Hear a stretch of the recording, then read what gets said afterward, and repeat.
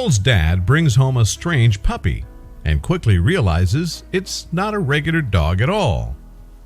A funny story is told of the dad of a girl named Haley Hannestad. Her family lived on a ranch in Eau Claire, Wisconsin. While she was 5 years old, her father found a baby animal that to him was an abandoned puppy that needed care.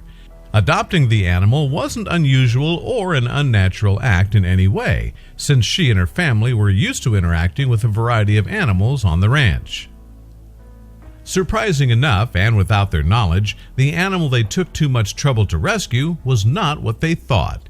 It displayed some unique characteristics that any family would have disowned right away. Unless provoked, coyotes cannot attack you, and they have this natural fear of people.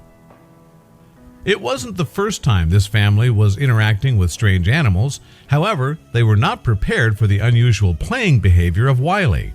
Pretty much everything about the coyote was unique, and especially his playing tactics, which was relatively rough. The photo you'll see here tells it all. And while there were all signs that Wiley was not a dog and displayed strange tendencies, it was clear enough he and Haley had formed a strong bond and would be inseparable. Besides, it was a unique scenario of a wild animal transitioning into a domestic animal. Very few would stand a case like Haley's family.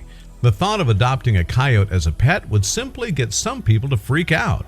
Entirely the reverse of what anyone would expect, the family managed to domesticate a coyote.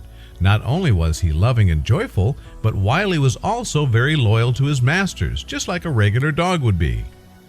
In one of the classic unheard-of cases, Wiley refused to eat raw meat and preferred that all his meals be cooked. By nature, coyotes are hunters and scavengers who'll prey on small animals such as rats, mice, rabbits, snakes, fish, and birds. They're highly opportunistic that during the summer and fall, they even eat grass, fruits, and berries.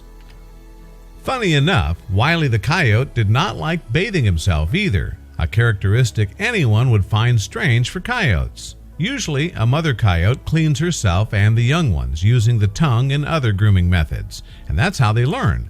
Possibly, Wiley the coyote hadn't had enough time to acquire the bathing skills, or at the very least, the experience.